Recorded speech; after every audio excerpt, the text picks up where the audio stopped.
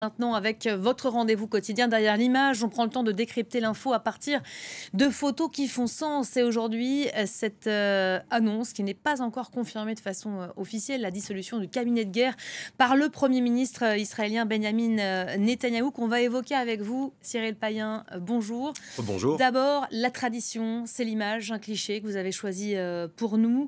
Un cliché qui fait sens, un cliché réalisé ce week-end. Expliquez-nous, on va le voir à l'écran. Oui, c'est une photo de l'agence France-Presse de Jacques Gay qui travaille en Israël. Alors cette photo est très impressionnante par son contenu, son contenant, la forme et le fond. Pourquoi? Qu'est-ce que c'est? Ce sont ces dizaines de milliers, ces centaines de milliers parfois de membres de la société civile israélienne qui se réunissent tous les samedis, dont le flot grossit. Alors ces manifestations sont les héritières des grandes manifestations anti-Benyamin Netanyahou, déjà du gouvernement très droitiste de Benyamin Netanyahou du premier semestre 2023, qui avait été interrompu bien évidemment dans l'énorme commotion sociétale des attentats du Hamas du 7 octobre dans le sud d'Israël. Il y avait une pause politique, une pause de la société israélienne, on s'en rappelle, qui avait été complètement sidérée.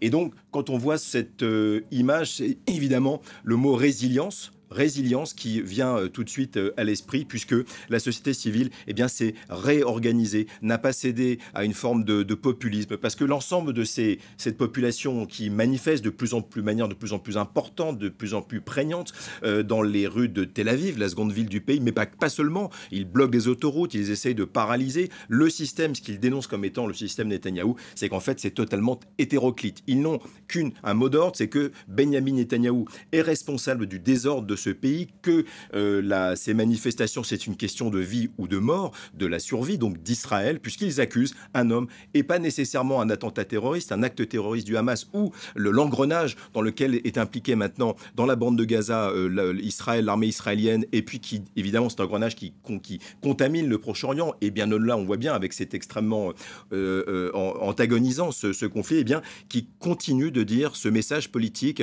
un homme est au règne de notre pays et il nous a conduit à la faillite, il doit d'abord partir. Alors, qui sont-ils? Il y avait d'abord évidemment les héritiers de ces manifestations du premier semestre 2023, donc une société civile de gauche, pacifiste, assez politisée, mais ensuite ce sont les familles d'otages qui sont venues ajouter à ce cortège, d'ailleurs qui est souvent, et on l'a vu samedi dernier, violemment réprimé par la police anti-émeute, qui peut paraître aussi incroyable. Comment peut-on faire charger des forces anti-émeute sur des familles d'otages qui demandent juste de faire cesser les opérations militaires dans la bande de Gaza pour libérer les otages? C'est un des points importants. Mais il y a aussi, qui s'agglomère à cela, de la politique pure, notamment ce qui est le consubstantiel de la politique de Benyamin Netanyahou, c'est-à-dire son aile d'extrême droite, son aile ultra-orthodoxe religieuse, son aile suprémaciste, et notamment, pour finir, les appels au fait d'abroger cette loi qui a été confirmée, cette loi qui fait beaucoup débat, alors que des centaines de soldats israéliens ont été tués dans la bande de Gaza depuis l'offensive du 27 octobre lancée par Tsahal. Ce sont les ultra-orthodoxes, les religieux, qui sont exemptés de conscription militaire, et ça, évidemment, cette société civile qui est majoritairement laïque demande une abrogation de cette loi. Et les autres questions, la Cisjordanie, l'embrasement en Cisjordanie, et l'autre menace, cet autre front, nord d'Israël, 140 000 personnes habitants, le nord d'Israël à la frontière du sud Liban, qui sont déplacés, qui vivent près du lac de Tibériade, plus au sud, et qui eux également manifestent souvent pour réclamer le droit à revenir sur leur terre. Ça fait beaucoup de monde sur un même cliché, réuni pour contester la présence d'un seul homme qui, lui, s'obstine et reste droit dans ses bottes. Benyamin Netanyahou, vous venez de le dire, lui qui a, dans la foulée, réagi. On va l'écouter et puis on en reparle juste après. Malgré le coût élevé et faramineux, nous devons nous en tenir aux objectifs de la guerre. Détruire les capacités militaires et gouvernementales du Hamas, libérer tous nos otages, faire en sorte que Gaza ne constitue plus une menace pour Israël et faire rentrer nos résidents en toute sécurité dans leur foyer, tant au nord qu'au sud. Voilà, Benyamin Netanyahou, qui est un des vieux routiers quasi insubmersibles, c'est un de ses surnoms d'ailleurs, Bibi, de la politique israélienne, qui est droit dans ses bottes, qui continue de dire: il y a un coût élevé, oui, 11 soldats israéliens qui ont été tués pour la seule journée de samedi dans le sud de la bande de Gaza. La question de la libération des otages, qui est vraiment un énorme débat dans la société israélienne, mais lui dit: nous allons éradiquer le Hamas et éradiquer toute forme de menace sur Israël, ce qui peut laisser entendre que peut-être que le Sud-Liban ou le Liban tout court est aussi sur la liste. Et puis évidemment libérer les otages. Mais cela aussi, toute cette population, mais qui n'est pas négligeable, qui est extrêmement importante. Il y a un appel cette semaine à des millions à rejoindre les rues des villes israéliennes, eh bien, contestent cette stratégie qui les accuse d'être une mode de survie politique de Benyamin Netanyahou, qui va être un jour interrogé et rendu, en tout cas interrogé par des commissions d'enquête sur les coupables, les responsables de cette faillite sécuritaire qui a amené le Hamas à si facilement entrer dans le sud d'Israël le 7 octobre, bien sûr, mais également un nombre de délits pour lesquels, évidemment, il compte sur son immunité politique. Donc, évidemment, dans la balance, l'ennemi important, c'est Benyamin Netanyahou. C'est pour ça que ces gens, comme des collatéraux de la crise à Gaza, eh bien, manifestent chaque semaine avec un nombre grandissant dans les rues. Le chef du gouvernement israélien qui aurait pris une décision importante. Aujourd'hui, ça n'est pas encore confirmé de façon officielle. Les médias israéliens, un haut responsable israélien également a déclaré sous couvert d'anonymat que le cabinet de guerre instauré au lendemain du 7 octobre, qui réunit 6 membres, aurait été dissous aujourd'hui. Oui, ça serait un coup de théâtre qui va se confirmer certainement, puisqu'on sait qu'il y a eu une réunion avec ses ministres de Benyamin Netanyahou hier. Cette dissolution était attendue, puisque en fait c'était une forme de roi nu. Il est roi nu, pourquoi ? Parce qu'il gouvernait ce cabinet de guerre qui a été formé le 11 octobre, quelques jours après les attentats du Hamas, avec un nombre de ministres resserrés, et il avait une position d'équilibre qui était incarnée par 2 anciens chefs d'état-major des armées israéliennes, dont le célèbre et le très populaire Benny Gantz, ancien chef des armées, qui s'est lancé en politique plus ou moins heureusement, et qui lui, eh bien, a jeté l'éponge après beaucoup de menaces. C'était le 9 juin dernier. Je vous propose d'écouter Benny Gantz. C'est son allocution en fait de départ en disant « Je jette l'éponge parce que je ne crois plus à la stratégie de ce cabinet de guerre ». Je vous propose de l'écouter. Pour garantir une véritable victoire, il convient qu'à l'automne, 1 an après la catastrophe, nous procédions à des élections qui aboutiront à la mise en place d'un gouvernement qui gagnera la confiance de la population et sera en mesure de relever les défis. J'en appelle à Netanyahou, fixez une date d'élection convenue. Ne laissez pas notre peuple se déchirer. Nous devons également mettre en place une commission d'enquête nationale qui examinera les échecs et nous protégera contre les attaques hypocrites de l'extérieur. Aujourd'hui, je tiens à présenter mes excuses aux familles des otages. Nous avons fait beaucoup, mais le résultat final est un échec. Nous n'avons pas encore réussi à ramener un grand nombre de personnes enlevées chez elles. Voilà, ces mots ont été prononcés le 9 juin dernier. C'était un peu le début de l'histoire. C'est un marqueur, c'est un marqueur important de l'explosion de ce cabinet de guerre qui avait été créé, encore une fois, dans cette énorme commotion de l'attaque du 7 octobre. Et Benyamin Netanyahou, qui, je rappelle, a un gouvernement d'ultra-droite, qui est sans doute le plus extrême droite de l'histoire du pays, avec son aile droite qui le poussait, avait besoin d'équilibre centristes qui ont donc quitté ce gouvernement et qui vont certainement réclamer des élections. On va aller prendre le pouls tout de suite en direct de Tel Aviv, en Israël, où nous retrouve Claire Duhamel, notre correspondante. Bonjour Claire. Des précisions peut-être à nous apporter concernant cette dissolution du cabinet de guerre. Pas d'annonce officielle encore pour le moment, mais les médias israéliens, depuis ce matin, commentent largement cette information donnée par un proche, un très proche même. Bonjour, oui, tout simplement, puisque c'était attendu depuis la démission de Benny Gantz. Désormais, plusieurs proches de Benyamin Netanyahou ont confirmé qu'il a dissous le cabinet de guerre, et ce serait le cabinet de sécurité qui prendrait désormais les décisions relatives à la guerre. Le cabinet de guerre, on le rappelle, il avait été créé suite au 7 octobre et rejoint tout de suite par exemple Benny Gantz ou encore Gadi Eisenkot, qui sont des figures respectées en Israël de par leur expérience militaire.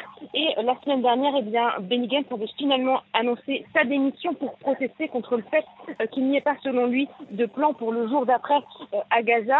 Et puis, selon les analystes israéliens, cette dissolution du cabinet de guerre, c'est aussi une façon de couper l'herbe sous le pied de ministres comme Itamar Ben-Gvir ou Bezalel Smotrich, qui demandaient depuis la démission de Benny Gantz à pouvoir faire partie du cabinet de guerre, qui n'est pas dans les intentions du Premier ministre Benyamin Netanyahou. Voilà, cette dissolution qui illustrerait aussi le fossé qui s'est creusé entre Benyamin Netanyahou et l'armée israélienne depuis qu'elle a annoncé de façon quasi unilatérale cette pause quotidienne tactique dans les combats dans l'enclave palestinienne sur un tronçon. Je vous propose de regarder ces images du matin même du poste frontière de Kerem Shalom où vous le voyez, les camions humanitaires arrivent au compte-gouttes dans la bande de Gaza. Sous pression de l'ONU, l'armée israélienne a donc annoncé l'instauration d'une pause quotidienne sur ce tronçon précis où l'armée a accepté de faire taire les armes entre 8h et 19h. Benyamin Netanyahou a fustigé toute la journée d'hier cette annonce, cette décision. On en est au jour 2. Peut-être quelles informations nous rapporter du terrain. Clem, l'UNRWA disait ce matin, nous sommes toujours la cible des frappes israéliennes.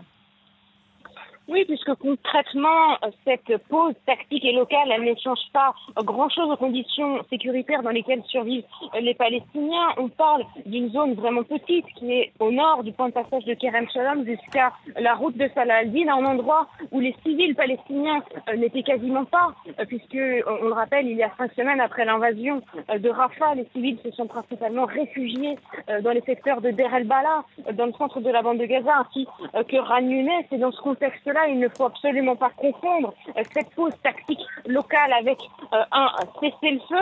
Le but, on dit les Israéliens, c'est de permettre à plus d'aide humanitaire de pouvoir entrer dans la bande de Gaza, puisque désormais sur cet axe de 8h à 19h, il ne devrait pas y avoir de combat ou de bombardement, puisque depuis que les Israéliens ont pris le contrôle du point de passage de Rafah il y a 5 semaines, ce sont beaucoup moins de camions d'aide humanitaire qui parviennent à la population civile palestinienne. Et l'une des conséquences, c'est la résurgence de contextes de famine, notamment dans le nord de Gaza. Mais voilà, le gouvernement l'a bien répété hier. Malgré cette pause tactique locale, l'opération israélienne à Rafah continue et l'armée israélienne entend bien aller jusqu'au bout dans sa guerre contre le Hamas à Gaza. Merci beaucoup Claire. Et le bilan côté palestinien continue de s'alourdir. Notez ces chiffres communiqués en fin de matinée par le ministère de la Santé palestinien tenu par le Hamas. 37 347 morts. Un mot peut-être, Cyril, de cette trêve observée sur une toute petite zone au niveau de la bande de Gaza, alors que les efforts de cessez-le-feu, eux, se sont internationalisés, mais n'aboutissent toujours pas. Oui, on a l'impression qu'une petite partie des gens qui sont à la manœuvre en Israël, celui-même notamment Benyamin Netanyahou, ou certains de ses alliés politiques qui sont dénoncés par les manifestations en Israël, eh bien, ne tiennent pas finalement à ce cessez-le-feu, tiennent en fait à ce que la guerre continue. Mais comme le disait très clairement, très justement, Claire Duhamel, j'ai pu m'entretenir avec des habitants de Gaza, à Rafah, où ils disent, nous, c'est effectivement un peu plus calme, mais nous ne sommes pas concernés par cet axe de quelques kilomètres qui concerne l'entrée dans le sud d'Israël de Kerem Shalom, ou qui devrait concentrer l'essentiel de l'aide humanitaire qui ne rentre pas, ou au compte-gouttes. C'est quelques dizaines de kilomètres vers le centre de Khan Younes, la ville de Khan Younes, qui est aussi bombardée. Donc en fait, c'est un peu périphérique pour eux, sans doute un effet d'annonce de l'armée israélienne, qui de son côté a dit de toute façon, vous l'avez dit très justement, nous continuons nos opérations. Il y a des opérations. Ce qui est assez intéressant politiquement, c'est la controverse à cause de ce fait unilatéral, de cette décision de Tsahal, l'armée israélienne, de décréter cette trêve humanitaire, alors qu'on a l'impression que même Benyamin Netanyahou, même le Premier ministre, même ce Premier ministre va en guerre n'est pas au courant, puisqu'il a fustigé cette décision de trêve, puisqu'évidemment sur son aile l'extrême droite, évidemment on est contre même une forme d'opération de libération des otages. On refuse tout cessez-le-feu. D'ailleurs, je cite de mémoire son ministre de la Sécurité nationale, Itamar Ben-Gvir, qui a qualifié, je le cite, d'idiot celui qui aurait pris cette décision, alors que le Premier ministre Benyamin Netanyahou n'est pas en reste. Il dit, nous avons un pays avec une armée et non une armée avec un pays. On a l'impression que quelque chose lui échappe ou quelque chose lui trame, mais ça ne lui plaît pas. En tout cas, cette trêve humanitaire n'était pas du tout dans ses petits papiers, dans ses intentions. Merci beaucoup Cyril pour ce nouveau numéro de Derrière l'image. On va prendre